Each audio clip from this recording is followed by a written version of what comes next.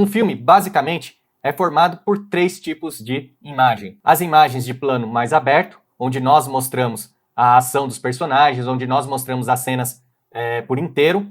As imagens de plano médio, onde os personagens são mostrados parcialmente.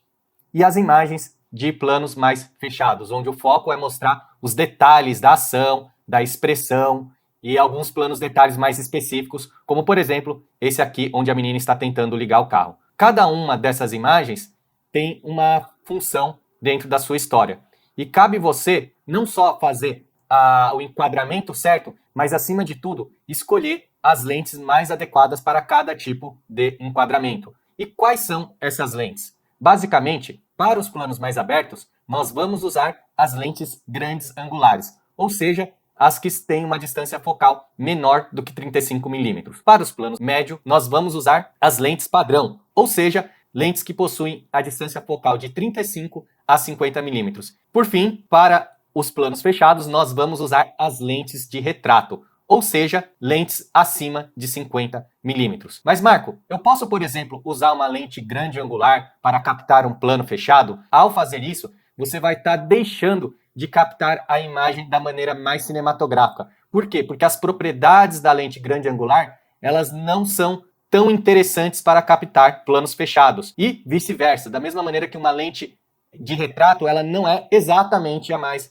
adequada para captar um plano mais aberto. Se você quer fazer com que o seu filme realmente tenha uma linguagem cinematográfica, é muito importante que você use as lentes pertinentes a cada tipo de enquadramento. Ou seja, um filme, para ter a linguagem cinematográfica, vai precisar de basicamente 3 lentes. Uma grande angular, uma lente padrão e uma lente de retrato. Tendo uma lente de cada um desses tipos, você vai conseguir fazer um filme com a plena linguagem cinematográfica. E é importante lembrar que, ao contrário do que muita gente pensa, existem sim lentes que custam barato, de bom custo-benefício e que vão te dar resultados profissionais e vão te permitir ter a linguagem cinematográfica. E existem também lentes até mesmo para celulares, tá? Hoje em dia não há desculpa para não ter a linguagem cinematográfica nos seus trabalhos. Então, nessa aula aqui você vai aprender o que é mais importante você saber sobre lentes cinematográficas e nós vamos começar estudando a propriedade das 3 diferentes lentes que aqui comentamos. A grande angular, a lente padrão e a lente de retrato. Vamos primeiro falar das lentes grandes angulares. As lentes grandes angulares, devido à sua maior amplitude, elas são muito usadas para destacar locação. Repare como que você tem uma área enorme aqui do horizonte, que graças à lente grande angular você consegue ter esse horizonte enorme. Então essa cena foi gravada usando uma lente de 16 milímetros. Então você pode comparar aqui e ver o quanto que o horizonte fica maior, o quão ampla fica a imagem que é captada com as lentes grandes angulares. Vamos lá. A lente grande angular, ela também é usada em situações de pouco recuo. Aqui, eu estava em cima de um carro e eu não podia recuar muito para gravar essa cena, porque não tinha como eu ir mais para trás.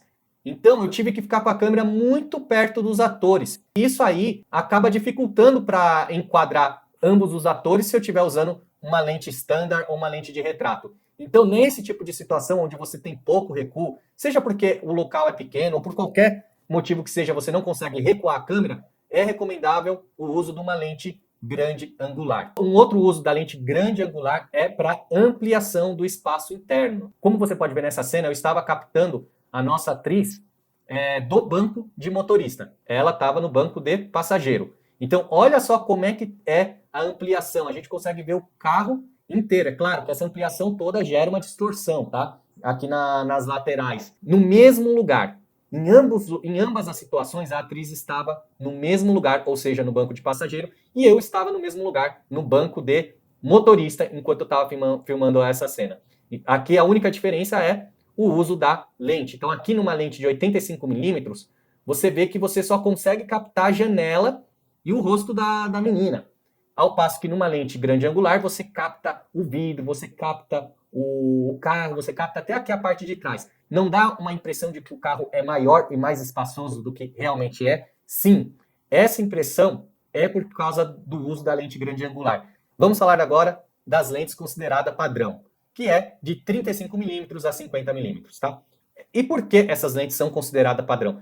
Porque elas acabam gerando uma visão, em termos de distorção, similar ao nosso olho. São as lentes que você vai captar planos médios, você vai poder captar alguns planos mais abertos, tá? Então ela não tem nenhuma distorção absurda, ela é parecida com o nosso olho, tá? Vai lembrar que no que tange a amplitude, o nosso olho ele se aproxima mais da grande angular, mas no que tange a distorção, o nosso olho se aproxima mais das lentes padrão. Vai captar, então lente padrão serão sempre a lente mais usada de qualquer filme, tá? Vamos então para as lentes retratos, que são as lentes mais fechadas. Então, como que nós vamos usar a lente retrato num filme? A lente retrato, ela é muito boa para usar a expressão do ator, tá? Porque você vai pegar mais fechado, então você consegue pegar mais detalhes. Então, aqui a gente consegue ver a cara de preocupação da atriz. Então, as lentes de retrato, elas são usadas para pegar as expressões dos atores, não à toa que se chamam retrato, tá? Você pode também, com as lentes de retrato, o efeito bokeh, que é o desfoque, né? É o desfoque de fundo. Então, as lentes retrato, elas têm uma potência maior nesse efeito bokeh de desfoque, que é muito cinematográfico. Então, as lentes de retrato têm essa beleza cinematográfica. Elas também possuem um efeito de achatamento da imagem. O que é esse efeito de achatamento da imagem? Esse achatamento fica bem claro aqui na montanha.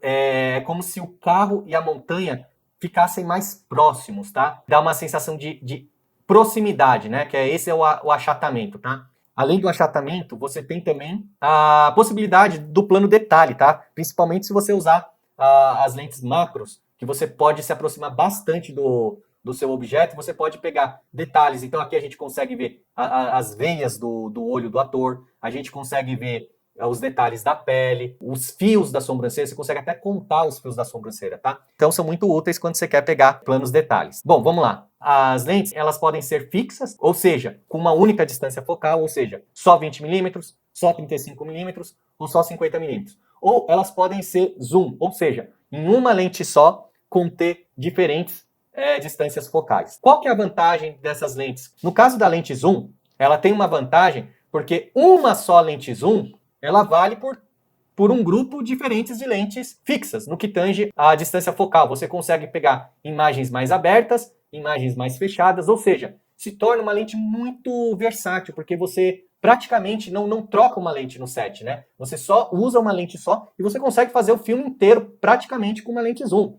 Principalmente se sua lente zoom for uma 24-70, uma 35-85. Mas qual que é o problema? Por conta da construção muito robusta que é esse tipo de lente, ela acaba sendo muito mais cara, eventualmente mais cara que um conjunto de lentes fixas.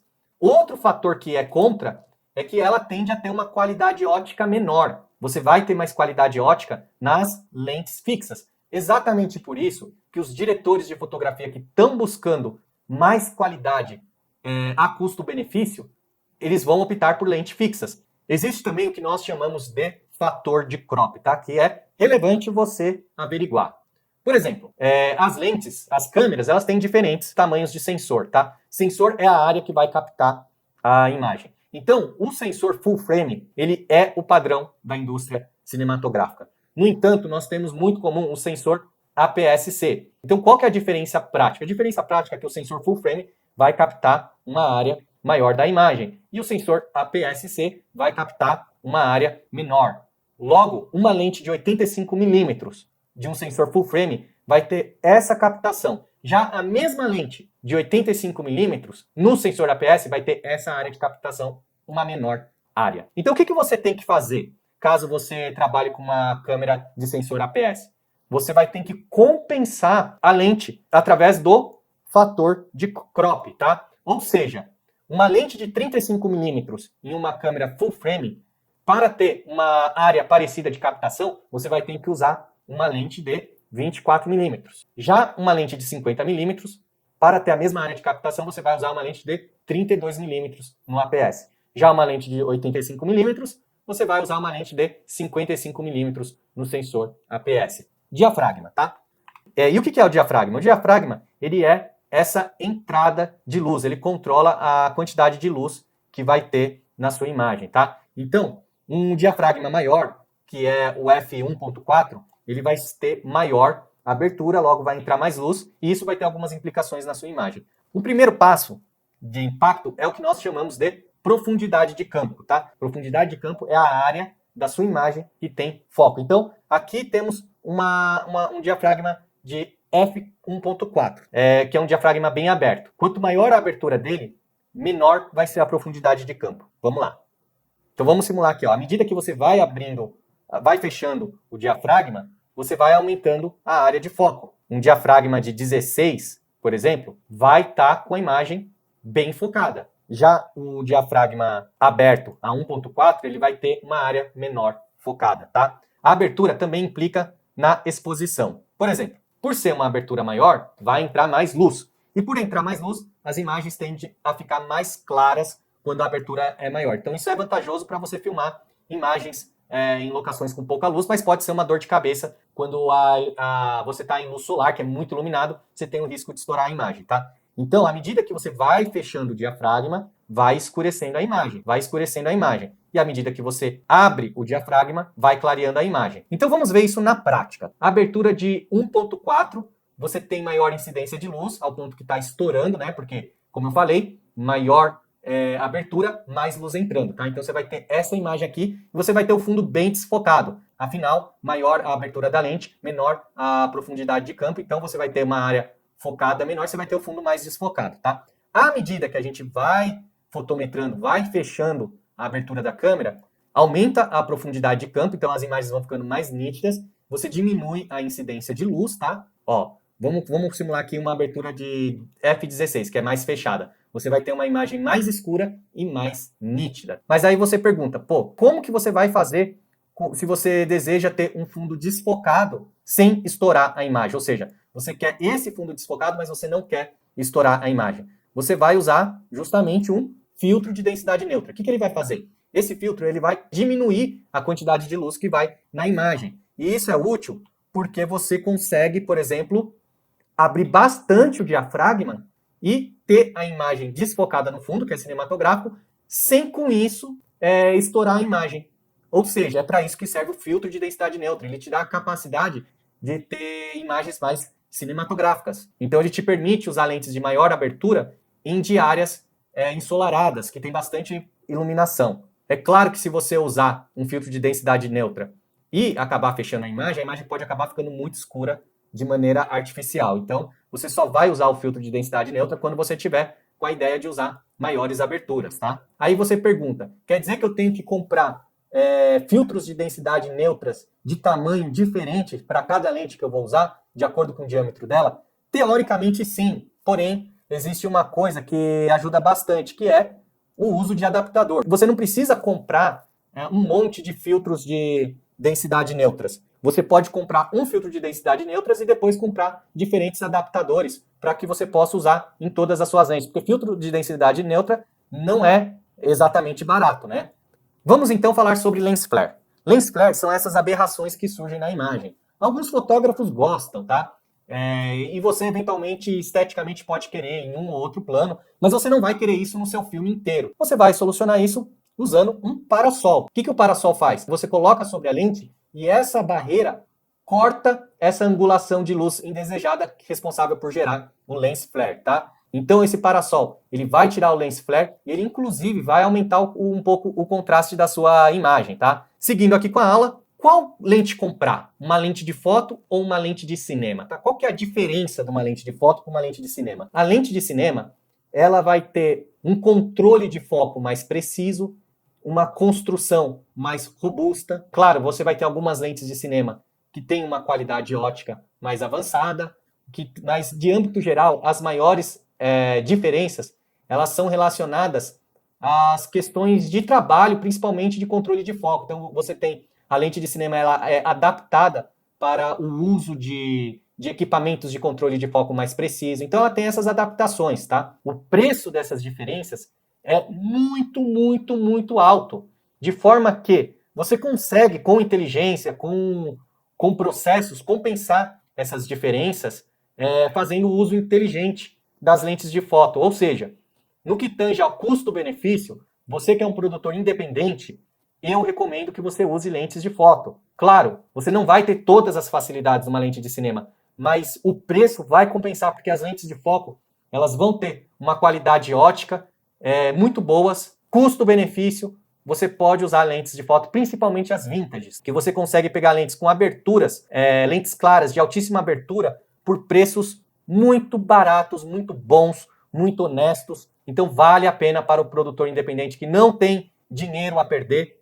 Por fim, quais lentes você vai comprar? Eu recomendo, caso sua câmera seja full frame, eu recomendo uma 35mm para os planos mais abertos, uma 50mm para os planos médios e uma 85mm para os planos fechados. Então, acho que esse é o kit essencial. Uma lente de 35, uma de 50 e uma de 85, tá? Se o seu sensor for APS, você pode fazer um kit de 24, 32 e 55. Aí você me pergunta, mas Marco, e por que não uma lente de 100mm? E por que não uma lente de 20mm? De 16mm? É lógico que se você tiver condições financeiras e puder agregar ao seu kit lentes de 100mm ou lentes de 15mm, você pode sim usar. É claro que se você tiver mais opções, você pode usar mais lentes. Porém, aqui eu estou falando das lentes mais essenciais, tá? São essas lentes que você vai usar na maioria do seu filme. Com essas lentes você consegue fazer um filme. Se você quiser sim pegar uma lente macro, uma lente grande angular, extremamente grande angular, de 16mm, se você tiver essas possibilidades, ok, melhor para você, você vai ter mais possibilidades para fazer o seu filme. Porém, aqui é o que é mais essencial, tá? Aqui é o que é mais essencial. Com isso aqui você faz o seu filme, certinho? Lembrando que sempre com a melhor abertura possível, a melhor abertura que o seu orçamento permitir. Se você conseguir uma 1.4, maravilhoso, maravilhoso. Se você conseguir uma 2, também é legal. Agora, uma F4, dá para fazer um filme? Dá, mas você vai ter que ter você vai ter um pouco menos de possibilidade, tá? Mas dá para fazer. Eu fiz o filme em Wanderlust usando uma lente f.4. Consegui fazer, entendeu? Mas como professor, cabe a mim recomendar o que é melhor. E o melhor é você pegar uma lente de pelo menos f2, mas se você conseguir uma 1.4, mas essas lentes são mais caras. Sim, são mais caras. É por isso que você tem que analisar o seu orçamento, tá? Agora falando de acessórios, tá? Você vai precisar de uma filtro de densidade neutra, você vai precisar de um adaptador para usar esse filtro em diferentes lentes, você vai precisar de um parasol e, eventualmente, você vai precisar de um adaptador para encaixar lentes de diferentes marcas em câmeras diferentes, eventualmente. Então, esses são os acessórios essenciais, tá? Então, nessa aula aqui, você teve um overview geral sobre lentes de cinema.